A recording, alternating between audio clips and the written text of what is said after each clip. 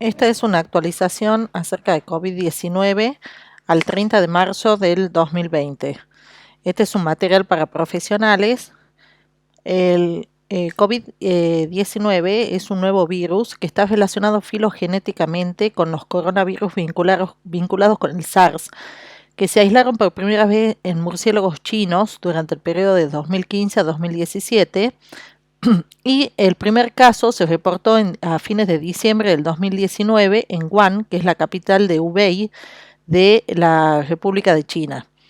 Este nuevo coronavirus, los murciélagos son reservorios de coronavirus que transmiten algún animal intermediario, que en este caso es desconocido, y ese animal intermediario fue el que transmitió a humanos.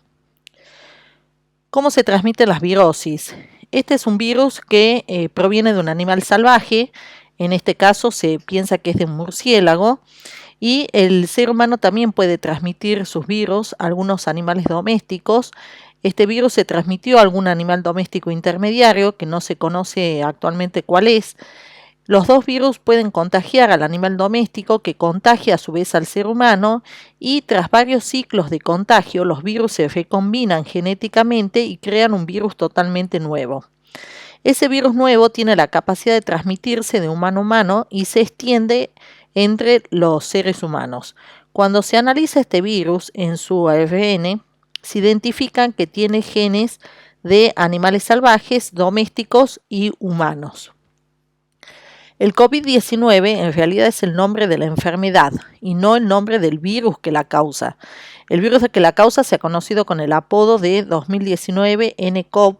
Este patógeno fue nombrado por el grupo de estudio de coronavirus como coronavirus del síndrome respiratorio agudo severo 2 o SARS-CoV-2. Ese es el nombre del virus y el nombre de la enfermedad, COVID-19. Los coronavirus reciben su nombre porque visto con microscopio se asemejan a la corona de la atmósfera solar. Son una cadena simple de material genético, ARN, que está protegida por una envoltura esférica de la que sobresalen varias proteínas.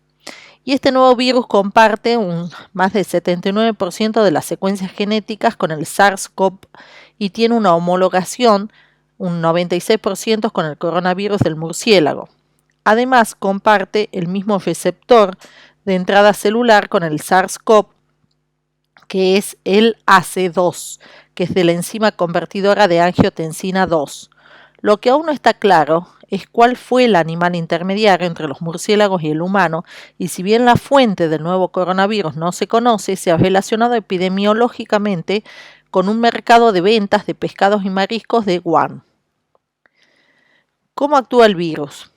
El virus en realidad es una cadena de ARN que está cubierto de una membrana glicoproteica, que es el envoltorio del material genético, y en su superficie presenta proteínas, entre ellas la proteína S, que es la proteína que usa el virus para entrar en las células humanas, la proteína E, que ayuda a infectar a otras células, y si vemos un esquema de cómo está compuesto el virus, vamos a ver las proteínas S, las proteínas E, la membrana glicoproteica que los recubre y el material genético, que es ARN, que es lo que infecta en realidad a la célula.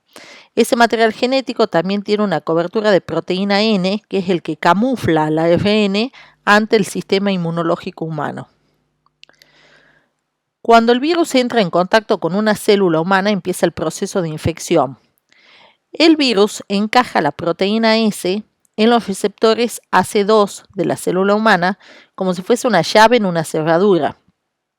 Estos receptores se encuentran en los neumonocitos tipo 2 del pulmón, también se han visto en las células entéricas y también se han visto algunos receptores en células hepáticas.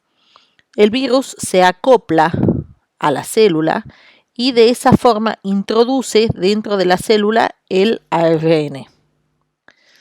Una vez que lo introdujo al ARN, la célula entiende que el ARN del virus es propio y procede a usarlo como si fuese un libro de instrucciones. El ARN se encuentra con los ribosomas, que siguen las instrucciones para fabricar las proteínas virales. La primera que crea es una que se llama replicasa, que es una proteína que se divide en 16 partes y que forman un complejo de replicación y de transcripción del virus. Este ciclo se repite una y otra vez. Entonces le ordena a las células a crear las proteínas virales. Todos estos componentes luego se ensamblan y crean un nuevo virus completo, que se llaman viriones. Una vez que se han creado las réplicas del virus, salen de la célula y la destruyen y comienzan a infectar otras células. Cada virus puede llegar a crear de una sola vez entre 10.000 y 100.000 réplicas de sí mismo. La Organización Mundial de la Salud sigue defendiendo que el virus causante de la COVID-19 se transmite principalmente por contacto con gotículas respiratorias más que por aire. Estas gotas, que son lanzadas por una persona infectada al toser, al respirar o al hablar, aterrizan rápidamente sobre los objetos del entorno, donde son transmitidas con las manos por las otras personas que se contagian al tocarse los ojos, la nariz o la boca. Los científicos del Instituto Nacional de Alergias y Enfermedades Infecciosas de Estados Unidos utilizaron un nebulizador para generar aerosoles del virus, pero esto es en laboratorio, porque en el mundo real el patógeno viaja en gotas de mayor tamaño. Las gotas caen del aire con bastante rapidez comparadas con los aerosoles, así que el riesgo sigue siendo permanecer a aproximadamente 1 metro de una persona infectada o tocar superficies donde hayan caído las gotas. La transmisión aérea podría ser más habitual en los hospitales o durante algunos procedimientos médicos con los enfermos. Se calcula que cada persona infectada le pasa el virus a otras 2 o 3 personas. Se ha detectado en heces de personas infectadas, pero no parece la contaminación fecal una vía relevante de propagación. La transmisión vertical es otra vía importante, aunque no se ha demostrado evidencia que exista y no se ha detectado el virus en la leche materna, lo que indicaría que el virus no se transmite por la lactancia. Sí se ha confirmado 2 casos de recién nacidos, uno de ellos de 30 horas de vida, lo que sugiere que no se puede ignorar con seguridad la transmisión de madre al niño. Entonces, ¿cuánto duran los objetos? El coronavirus en los aerosoles, pero esto es en estudios de laboratorio, hasta 3 horas. Cobre hasta 4 horas, plástico 2-3 días, cartón hasta 24 horas, aceros entre 2-3 días. En los plásticos hasta 5 días puede llegar a durar, guantes quirúrgicos 8 horas. Y esto es la curva epidemiológica. ¿Qué es lo esperado? La curva epidemiológica esperada con las medidas de aislamiento y cuarentena es que este periodo hay un primer escenario que se llama importación viral, un segundo escenario que se llama dispersión comunitaria y el tercer escenario el epidémico. Lo que se espera siempre con las medidas de control, de cuarentena, aislamiento social, que en el escenario epidémico la curva se aplane. Vamos a ver en cuanto a las manifestaciones clínicas, el periodo de incubación. Durante la incubación y el periodo de contagio, según los datos epidemiológicos actuales, generalmente el periodo de latencia es de 3 a 7 días con un máximo de 14. Y se cree que el periodo de incubación se da dentro de los 14 días posteriores a la exposición. Los investigadores estiman que el periodo de incubación medio es de unos 15 días. Pero en algunos estudios chinos se ha visto algunos casos que pueden durar un periodo de incubación entre 24 hasta 27 días. Por eso en algunos casos podría ser necesaria una cuarentena superior al periodo recomendado de 14 días. Al inicio, las manifestaciones clínicas se caracterizan principalmente por fiebre, tos, mialgias y fatiga, y en su progresión evolutiva por disnea e infiltrados bilaterales en imágenes del tórax. Aproximadamente el 20% de los pacientes confirmados desarrollan una enfermedad crítica que incluye insuficiencia respiratoria, shock séptico u otra falla orgánica con requerimiento de cuidados críticos o intensivos. La mayoría de los casos fatales han ocurrido en pacientes con comorbilidades médicas subyacentes. El 73% de los casos correspondían a varones con una media de edad de 49 años. Casi el 95% de ellos presentaron fiebre, 76% tos, 44% mialgias y fatiga. La disnea se desarrolló en un 55% de los casos tras aproximadamente 8 días de promedio del cuadro. Y otras manifestaciones menos frecuentes comunicadas fueron producción de esputo un 28%, cefalea 8%, hemóptisis un 5% y diarrea un 3%. Los pacientes con síntomas leves pueden no presentar signos positivos en el examen físico. Aquellos en estado más grave pueden tener dificultad para respirar, estertores pulmonares húmedos, murmullo vesicular disminuido o matidez en la percusión. El síndrome de dificultad respiratoria aguda se desarrolló en un 30% de los casos y tuvo que implementarse ventilación mecánica en el 10%. Si analizamos en una línea temporal el curso evolutivo del cuadro, podemos observar que a partir del inicio de los síntomas, la admisión hospitalaria promedio se da en el 7º día, la disnea entre el 5º y el 8º día, el síndrome de distrés respiratorio entre el 8º y el 9º día, y la admisión a unidades críticas entre el 10º y 11º día.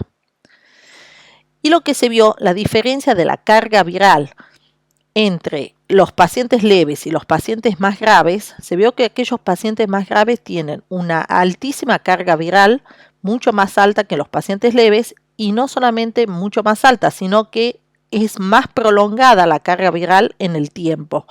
Por lo tanto, en un futuro esta carga viral podría ser usada como un marcador para valorar la severidad de la enfermedad y el pronóstico de la misma. ¿Cuáles son los factores pronósticos? La población generalmente susceptible al virus incluye ancianos, personas con enfermedades subyacentes que muestran afecciones más graves después de la infección. Los niños también son propensos a la infección por COVID. Según el conocimiento actual de los casos, la mayoría de los pacientes tiene buen pronóstico, los síntomas de los niños son relativamente leves y solo algunos pacientes se encuentran en estado crítico. Los casos de muerte se observan con mayor frecuencia en ancianos y en pacientes con enfermedades subyacentes crónicas, enfermedades respiratorias crónicas, diabetes, cardiovasculares, oncológicas. La mortalidad estimada es de alrededor del 2 al 4%, mucho menor que la del SARS-CoV y la del MERS-CoV, pero mayor que la ocasionada por el virus de la gripe. Aunque la mortalidad es más baja que la de otros coronavirus, tiene una alta tasa de contagiosidad.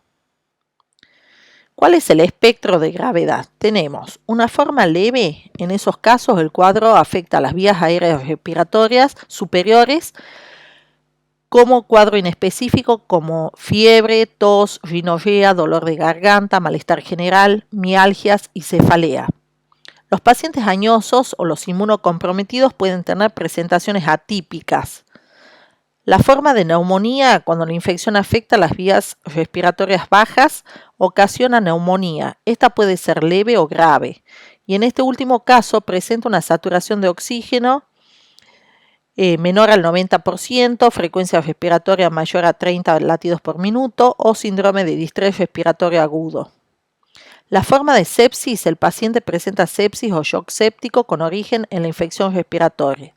Las complicaciones observadas fueron síndrome de distrés respiratorio agudo en cerca del 30%, insuficiencia cardíaca en el 12%, lesión renal aguda el 7%, shock el 75%, infecciones secundarias sobreagregadas en el 10% y con respecto a los pacientes internados, el 32% requirió atención en unidad de cuidados críticos y la mortalidad fue del 15%.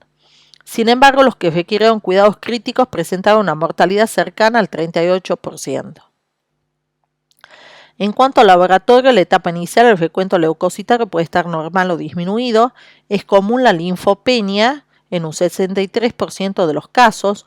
Pueden elevarse las transaminasas, la CPK y la mioglobina. La procalcitonina es normal en la mayoría y los casos graves pueden tener aumento del dímero D. En las imágenes, los hallazgos en los estudios de imagen varían de acuerdo con la edad del paciente, el estado de inmunidad, el estado de la enfermedad en el momento del estudio, las enfermedades subyacentes y las intervenciones farmacológicas. Las características radiológicas de las imágenes son la distribución predominantemente subpleural a lo largo de los haces vasculares bronquiales, frecuentemente en más de 3 lesiones, ocasionalmente lesiones simples o dobles. Suelen tener forma parcheada o bloque grande, nodular, en grumos, en forma de panal o en forma de red. en forma de cordón, etc.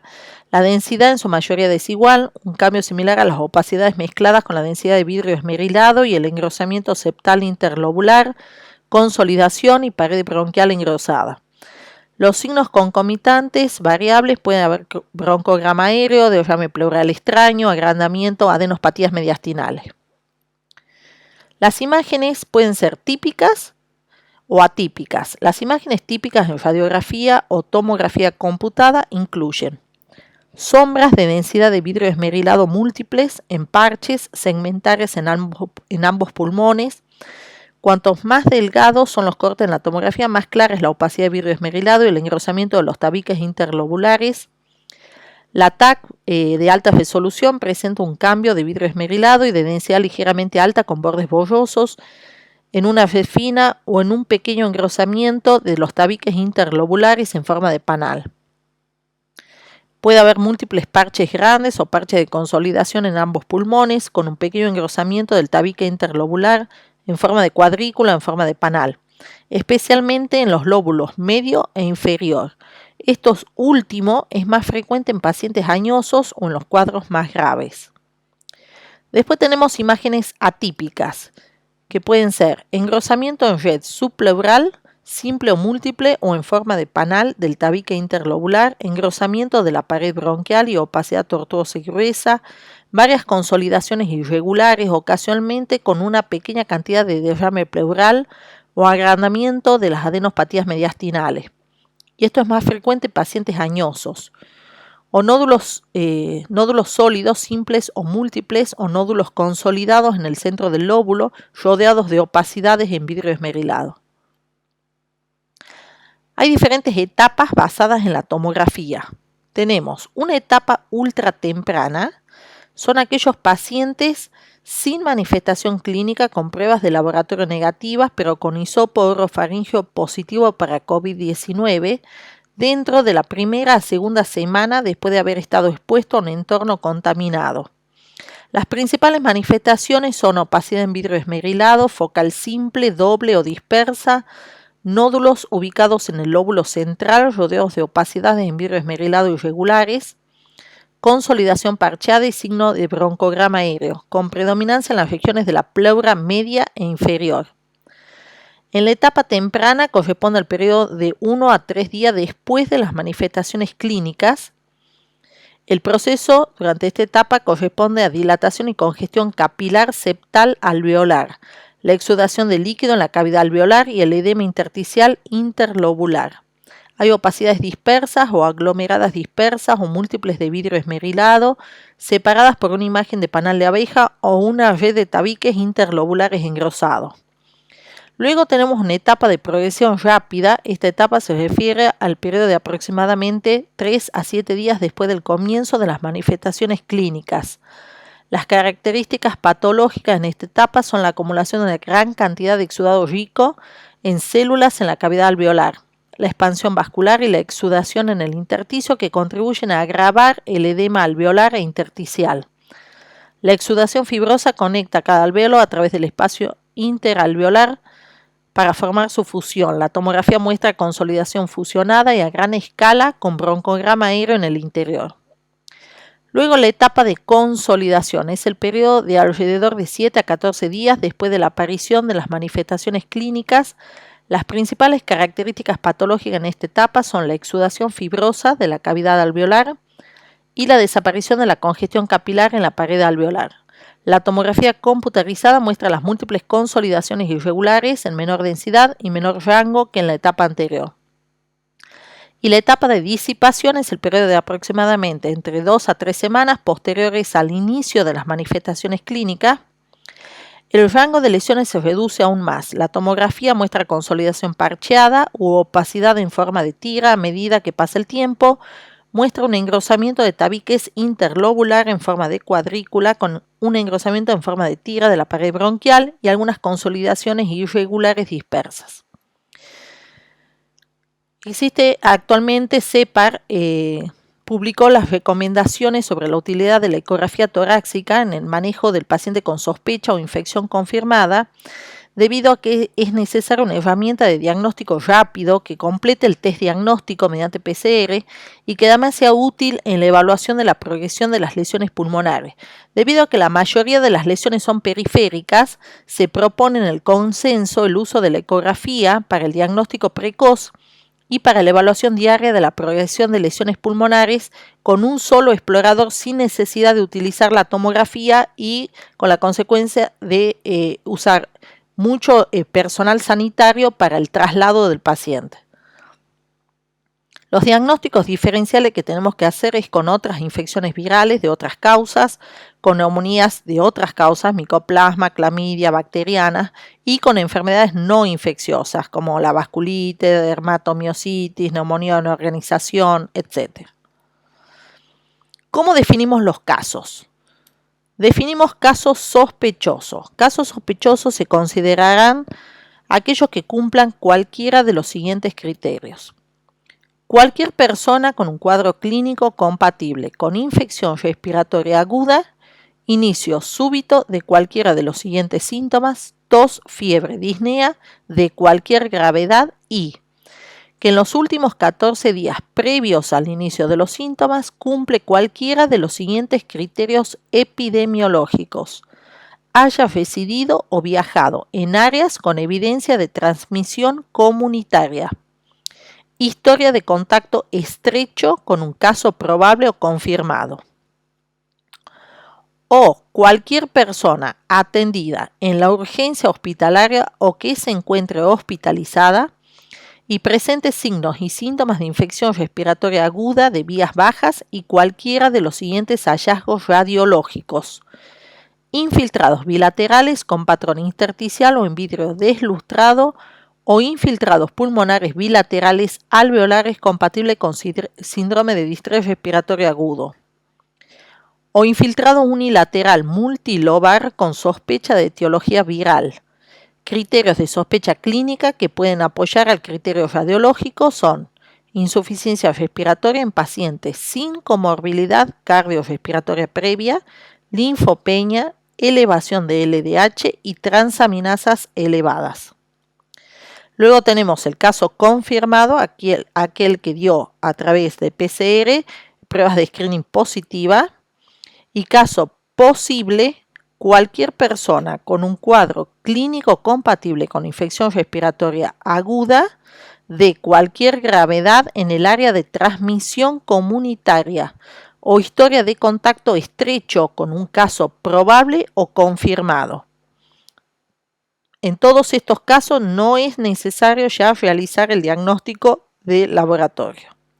¿A qué le llamamos contacto estrecho? La definición de caso de contacto estrecho es cualquier persona que haya proporcionado cuidados a un caso probable o confirmado mientras el caso presentaba síntomas, trabajadores sanitarios que no han utilizado medidas de protección, miembros familiares o personas que tengan otro tipo de contacto físico similar. Cualquier persona que haya estado en el mismo lugar que un caso probable o confirmado mientras el caso presentaba síntomas a una distancia menor de 2 metros, por ejemplo, convivientes, visitas, etc. Se considera contacto estrecho en un avión a los pasajeros situados en un radio de 2 asientos alrededor de un caso probable o confirmado mientras el caso presentaba síntomas y a la tripulación que haya tenido contacto con dichos casos. Cuando ya es un área con transmisión comunitaria, en esas áreas no es necesario realizar el diagnóstico de laboratorio de aquellos casos que cumplan el criterio A, establecido en la definición de casos sospechosos. Quedarán clasificados como casos posibles.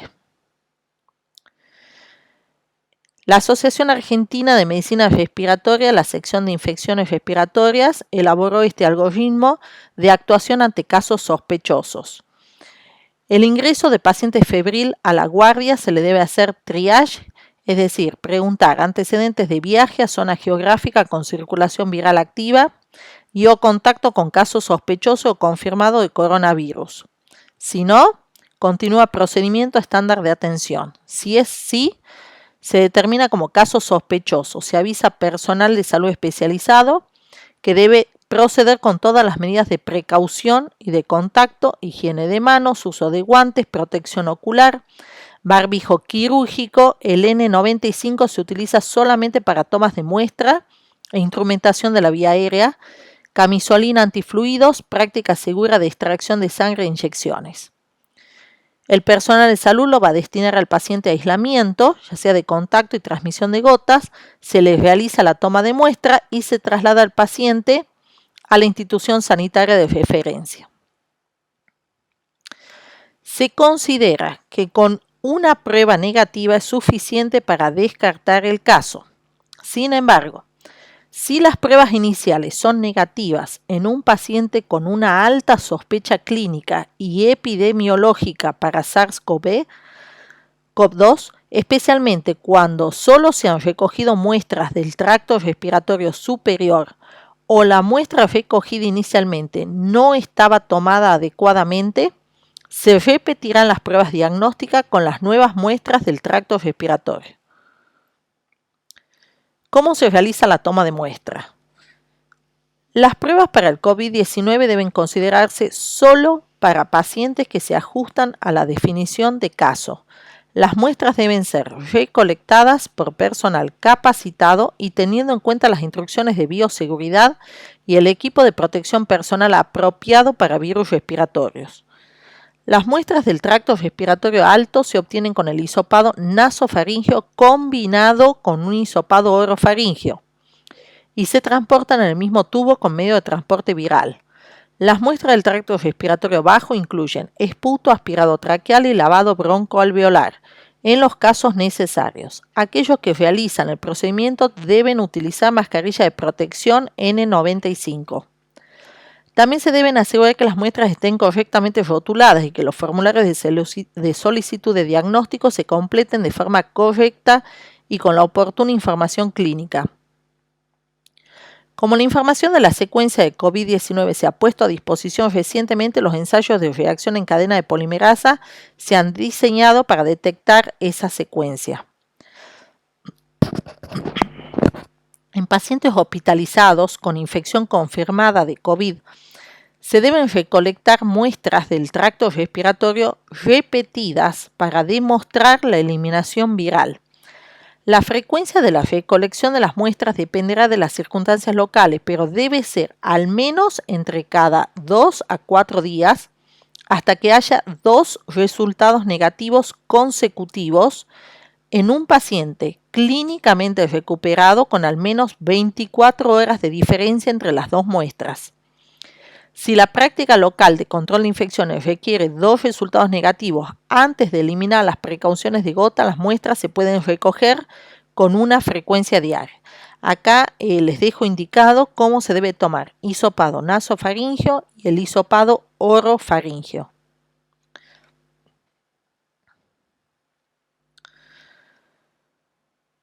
La evaluación en pacientes con insuficiencia respiratoria aguda durante la pandemia, tenemos que considerar paciente con hipertermia, síntomas respiratorios y síntomas generales, 2 tipos de pacientes. Aquellos pacientes con factores de riesgo, es decir, pacientes mayores de 60 años con inmunosupresión y comorbilidades, o aquellos sin factores de riesgo.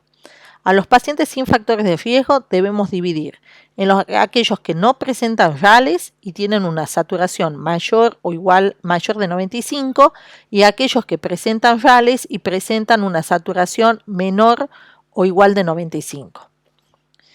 Aquellos que no presentan RALes, no tienen factores de riesgo y tienen saturación más de 95, se le puede hacer aislamiento de baja complejidad y control a las 48 horas. A los demás pacientes se les debe pedir radiografía de tórax y hemograma. Si en la radiografía de tórax presentan opacidad, el paciente debe tener internación en terapia intensiva. Si la radiografía de tórax es dudosa, se debe pedir tomografía de tórax. Si presenta opacidad, se evaluará según la clínica si deberá ser internado en terapia intensiva o en internación en sala general. Y si la tomografía es normal, se puede hacer aislamiento de baja complejidad. Si la radiografía es normal, hay que evaluar el hemograma. Si el paciente tiene linfopenia, hay que pedir tomografía de tórax y seguir los pasos si tiene opacidad o si es normal. Si no tiene linfopenia y tiene radiografía normal, se puede hacer aislamiento de baja complejidad. Vamos a ver la evaluación general que hay que hacer como manejo de casos de aislamiento en pacientes sintomáticos y las medidas de protección personal que hay que tener. Si es un paciente ambulatorio en la consulta inicial, debido a la dinámica de transmisión, como no se ha determinado aún efectivamente la dinámica de transmisión, se debe proveer al paciente una mascarilla quirúrgica tan pronto como se identifique explicando su uso. La evaluación se debe realizar en habitación privada con ventilación adecuada y con la puerta cerrada, idealmente destinada para estos casos. Para salas generales se considera que tiene que tener una evaluación natural. El personal de atención médica que ingresa a la habitación debe usar todas las medidas habituales de precaución estándar de contacto y para transmisión por gota. En la internación, la Organización Mundial de la Salud recomienda que todos los pacientes sospechosos sean aislados en centros hospitalarios. Esto implica que la internación, hasta que los resultados de laboratorios confirmen o descarten el diagnóstico, se debe realizar, y en los casos confirmados se mantendrá el aislamiento hasta que el paciente se encuentre asintomático. Esta recomendación, por supuesto, puede modificarse de acuerdo a la situación y de acuerdo al tiempo epidémico. El aislamiento recomendado es principalmente de contacto y transmisión por gotas. Se debe colocar al paciente, lo ideal es una habitación individual, de ser posible con baño privado, con ventilación adecuada. De lo contrario, todas las camas de los pacientes deben colocarse al menos a 1 metro de distancia, independientemente de si se sospecha que tienen o no infección.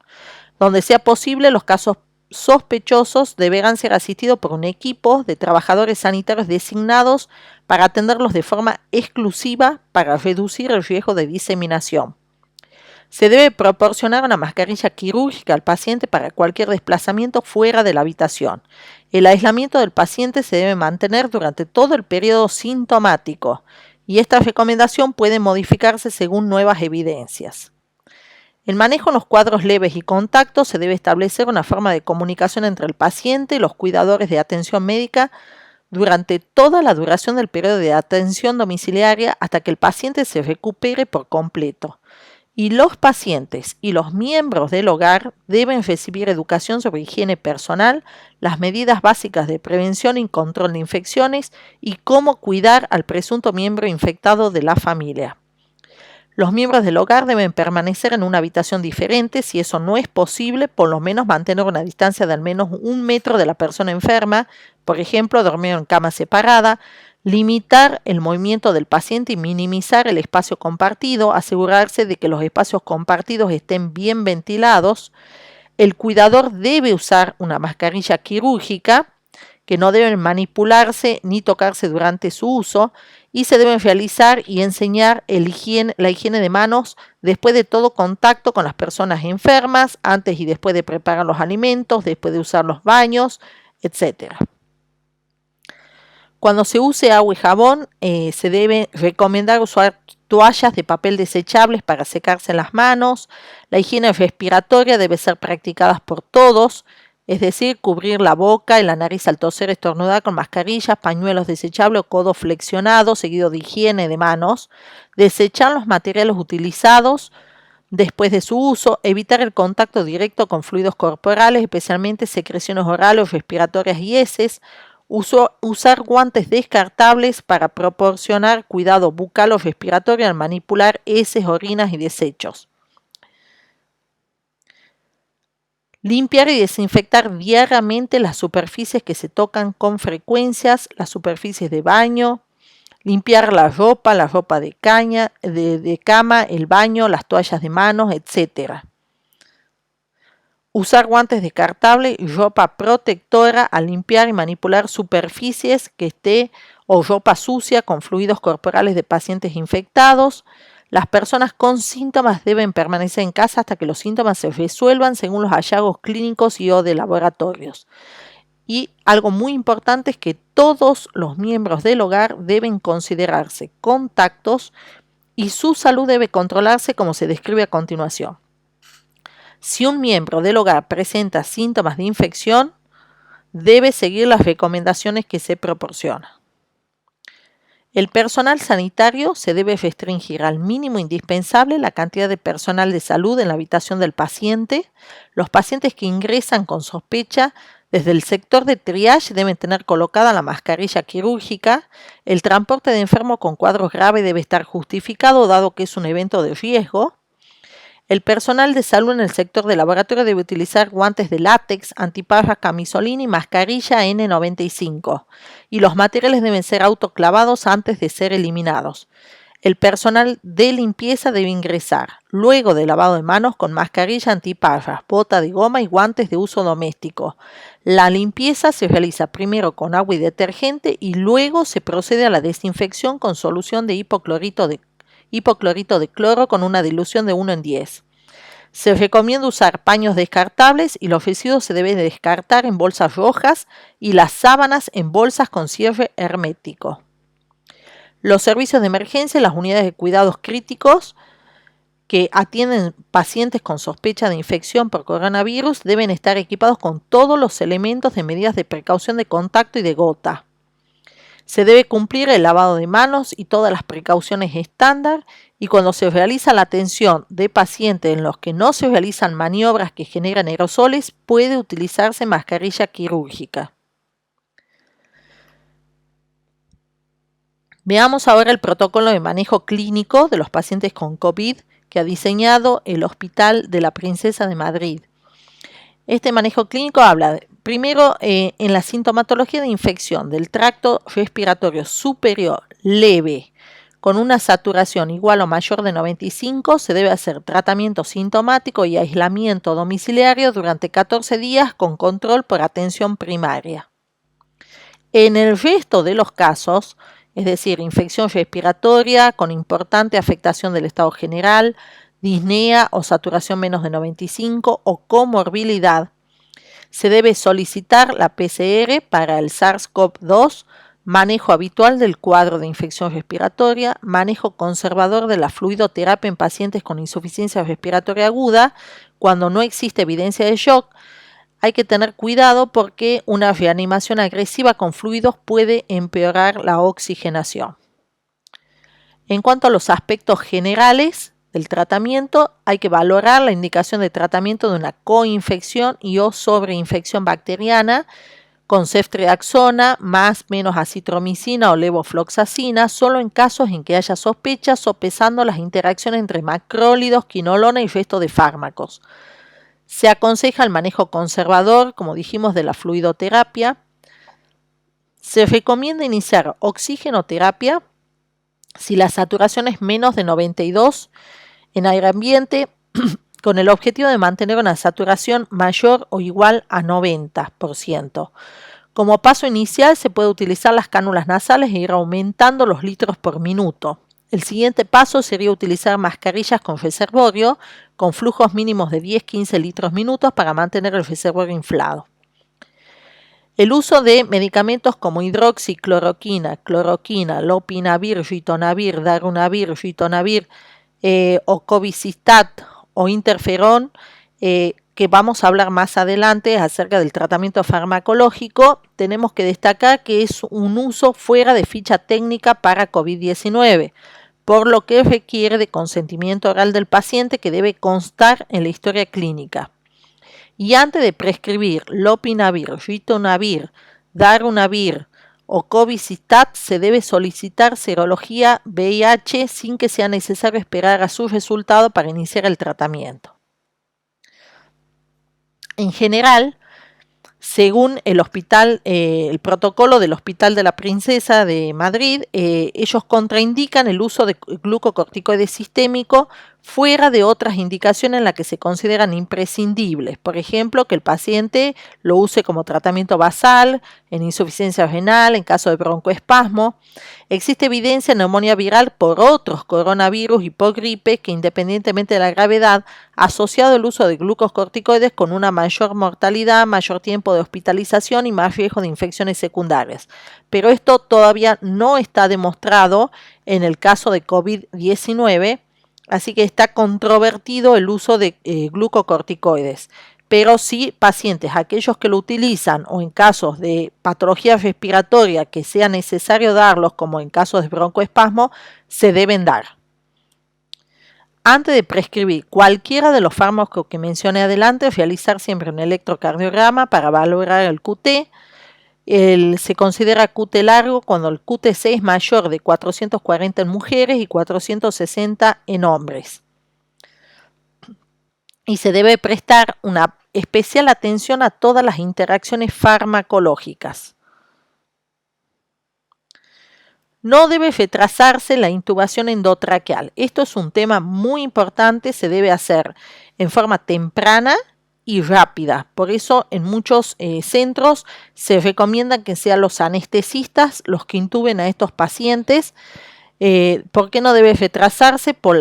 Ante la falta de respuesta a terapias no invasivas o al deterioro hemodinámico, no se tiene que esperar la falta de respuesta, sino que hay que intubar en forma precoz.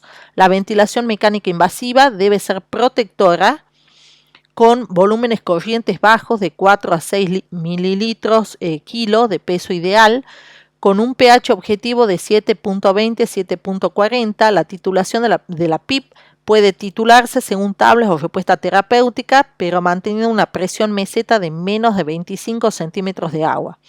El objetivo de saturación de oxígeno es entre el 88 al 94%, evitando la hiperoxia. Y las maniobras de reclutamiento alveolar se deben realizar solamente cuando sean necesarias. Si el paciente presenta una relación entre una presión arterial de oxígeno y fracción inspirada de oxígeno menos de 150, en especial menos de 120, se recomienda administrar relajantes musculares durante 48 horas, colocar al paciente en decúbito prono de 12 a 24 horas y realizar una nueva evaluación al volver a colocarlo en decúbito supino. Esto, por supuesto, en terapias que estén entrenadas en este tipo de ventilación, porque se requiere de mucho personal para colocar al paciente en decúbito prono y de un monitoreo más permanente. Se recomienda realizar humidificación activa y utilizar sistemas cerrados de aspiración para evitar la desconexión de la presión positiva durante las maniobras de aspiración. Si con todas estas medidas no se logran los objetivos de oxigenación, se puede utilizar oxigenación por circulación extracorpórea. En cuanto a las recomendaciones de CEPAR para los kinesiólogos, es que las recomendaciones para fisioterapia respiratoria son reducir al máximo su indicación y la realización, incluyendo secciones con asistente mecánico de tos y quedando su indicación a casos de estrictamente necesario tras un análisis exhaustivo de riesgo-beneficio con el equipo médico. Es decir, que estas situaciones que deben ser extremadamente excepcionales, los kinesiólogos deben seguir las mismas recomendaciones de equipos de protección y precauciones. Las técnicas de fisioterapia respiratorias pueden aumentar la generación de gotas o aerosoles, por lo tanto deben incluirse como procedimiento de alto riesgo, así como la nebulización, la aspiración de secreciones, la ventilación invasiva, no invasiva, etc. En cuanto a la evidencia científica que tenemos, actualmente no hay mucha evidencia científica. Muchos de los estudios fueron realizados en China. No fueron muchos de los estudios no randomizados, no fueron contra placebo ni doble ciego. Acá tenemos un resumen de todos los potenciales tratamientos que podemos tener para el COVID-19.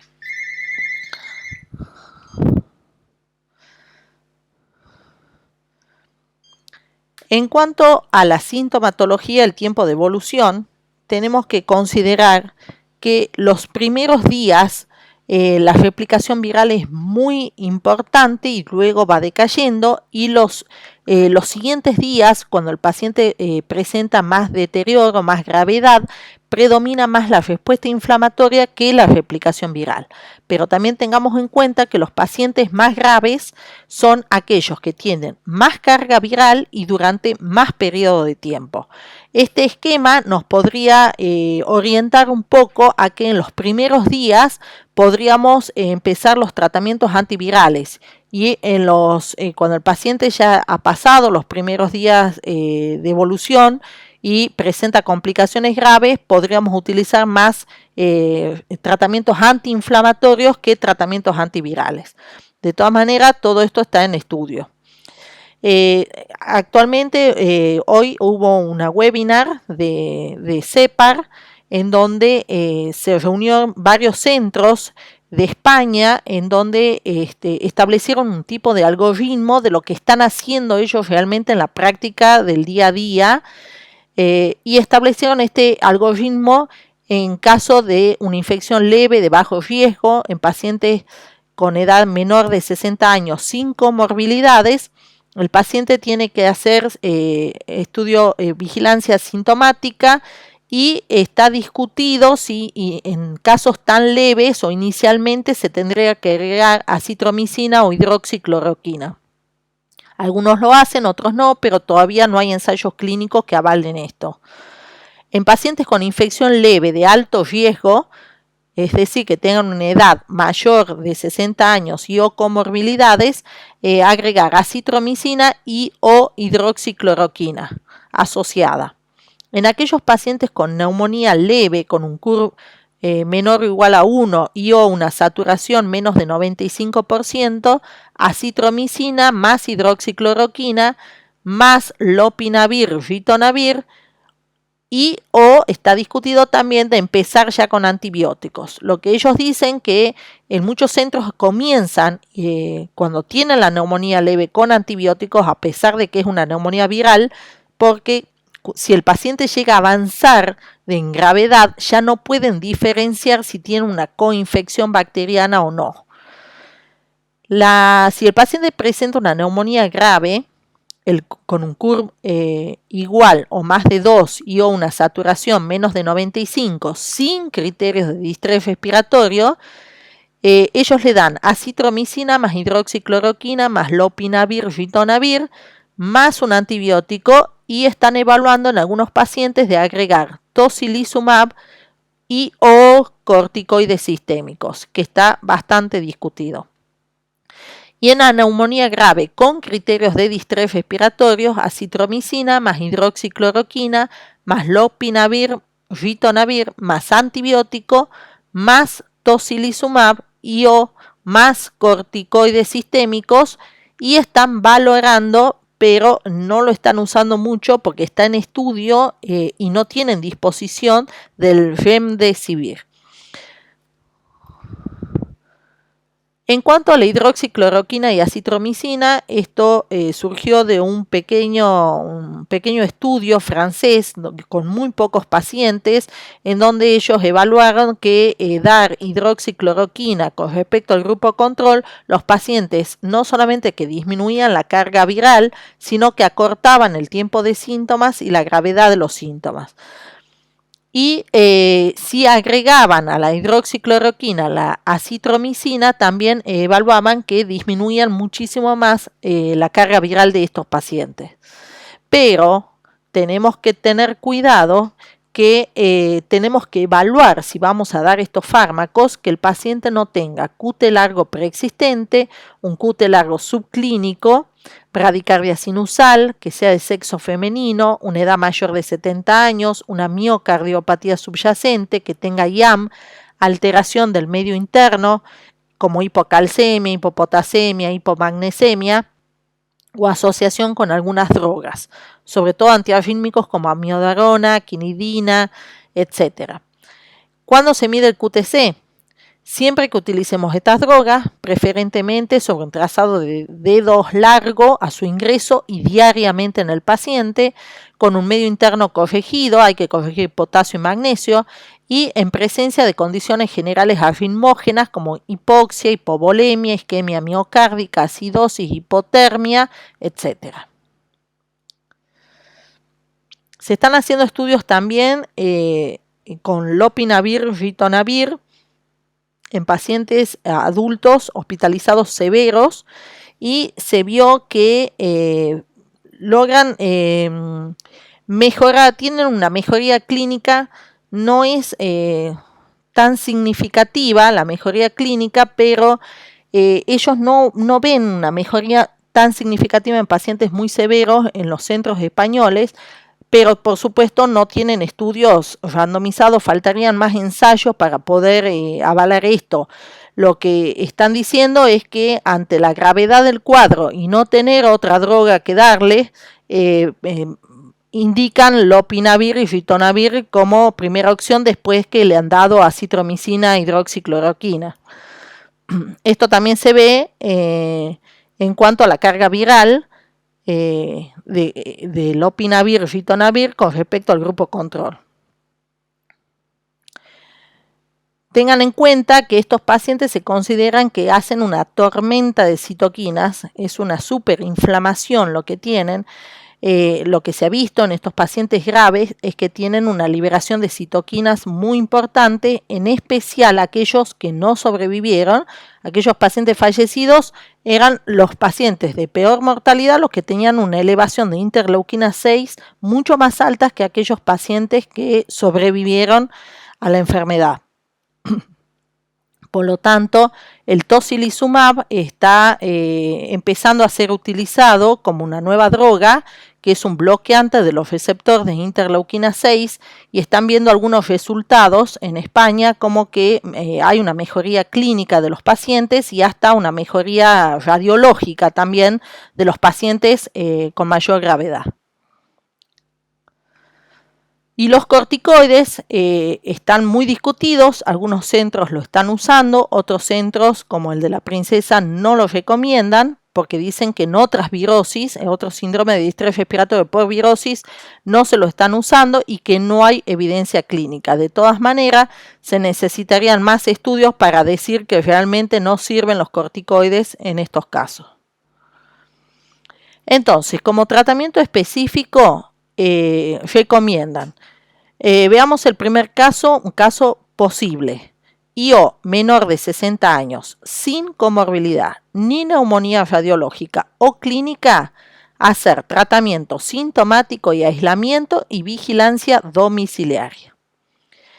El caso 2, paciente mayor de 60 años, IO comorbilidad, con sintomatología de infección respiratoria de tracto superior o inferior, pero sin neumonía radiológica, hidroxicloroquina, 400 miligramos cada 12 horas el primer día y después 200 miligramos cada 12 horas vía oral, o cloroquina, 500 miligramos cada 12 horas vía oral hasta 10 días. El tercer caso, paciente mayor de 60 años y o comorbilidad con sintomatología de infección respiratoria del tracto inferior, pero con neumonía radiológica, sin criterios de gravedad y saturación mayor de 90%. En ese caso, pueden ser, dan hidroxicloroquina hasta 10 días, y en el caso 4, neumonía leve con criterio clínico radiológico, con un CUR menor o igual de 2 y saturación más de 90, este paciente tiene que tener ingreso hospitalario, puede ser hidroxicloroquina más lopinavir, ritonavir o darunavir más ritonavir o darunavir cobicistat, 14 días de tratamiento al menos 10 días. En pacientes con riesgo alto de efectos secundarios graves por estas drogas, como ancianos, hay que dar solamente monoterapia con hidroxicloroquina o cloroquina.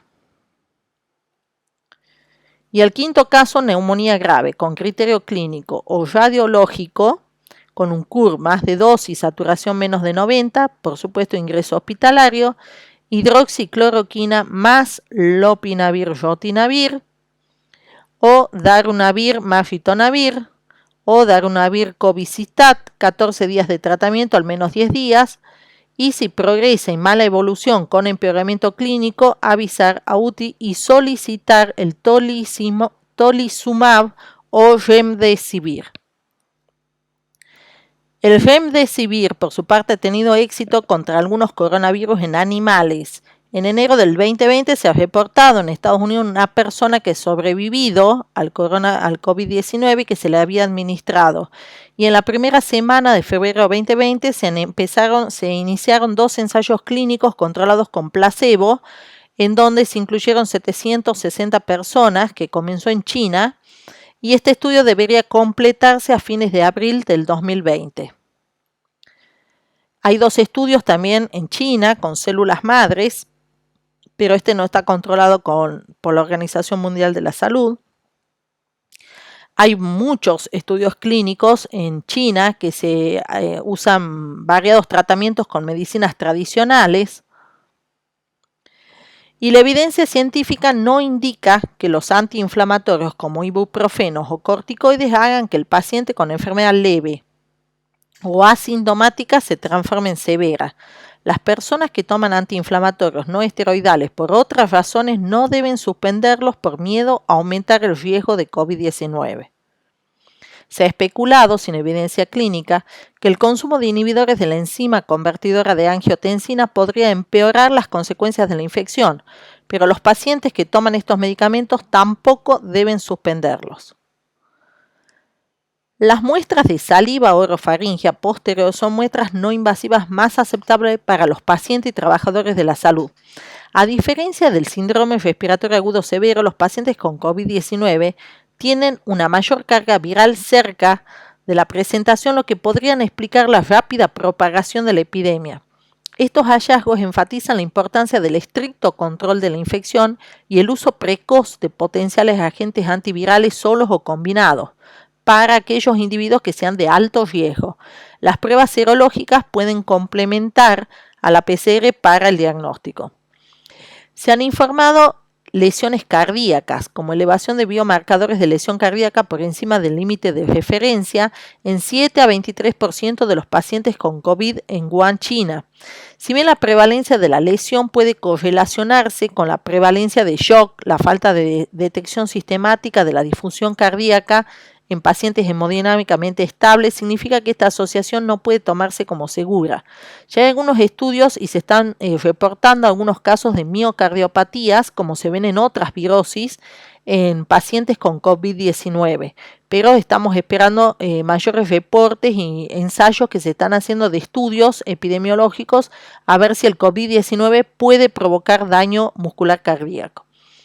Sin embargo, reportes online de evidencia de eventos de muerte súbita en estos pacientes durante la pandemia de COVID-19 por arritmias ventriculares complejas con desencadenamiento de QT prolongado. Cada uno de estos medicamentos por sí solo puede causar prolongación del intervalo QT, sobre todo la cloroquina, hidroxicloroquina y acitromicina.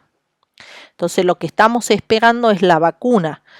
La posible vacuna del coronavirus. Se pueden usar 2 caminos utilizando el mismo virus SARS-CoV, que se puede utilizar 2 tipos de vacuna, a partir de la proteína S o a partir del virus completo. Si se hace una vacuna a partir de la proteína S, lo que se hace es crear un ARN mensajero que ordena a la célula producir proteína S. Eso se introduce en las células humanas y las células humanas comienzan a generar proteína S. De esa manera el sistema inmunológico envía anticuerpos para identificar y atacar esas proteínas. A partir del virus completo se identifican los genes de virulencia, los que hacen enfermar, y se genera una copia del virus completo sin los genes infecciosos. Cuando el cuerpo percibe el virus, cuando el ser humano, las células humanas perciben el virus, generan anticuerpos para identificar y atacar a todas sus proteínas. Así, cuando el virus real entra en el organismo, los anticuerpos y el resto del sistema inmune pueden atacarlo. Entonces, esta vacuna